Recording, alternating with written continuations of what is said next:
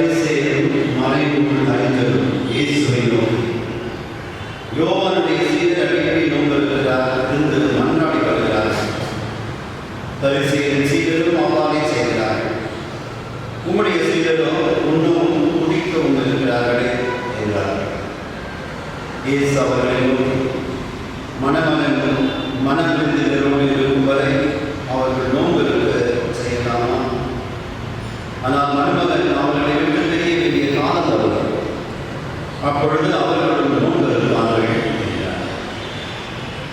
அவர் அவர்களுக்கு ஒரு உவமையை கூறினார். எவரும் புதிய ஆடைகளில் ஒரு துண்டை கிழித்து அதை பழைய ஆடையோடு போட்டு போடுவதில்லை. அவ்வாறு போட்டால் புதிய ஆடையும் கிழியும், புதிய துண்டும் பாழாய் போகும். அதுபோலவே பழைய தோற்பையில் எவரும் புதிய திராட்சை மதுவை ஊற்றி வைப்பதில்லை. ஊற்றி வைத்தால் புதிய மது தோற்பைகளை வெடிக்கச் செய்யும், மதுவும் சிந்தி போகும், தோற்பைகளும் பாழாகும். புதிய மதுவை புதிய தோற்பைகளில் ஊற்றி வைக்க வேண்டும்.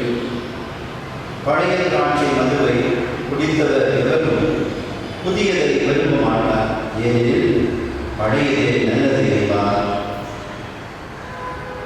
என்று அவர் கூறினார். இது கிறிஸ்து வழங்கும் நற்செய்தி.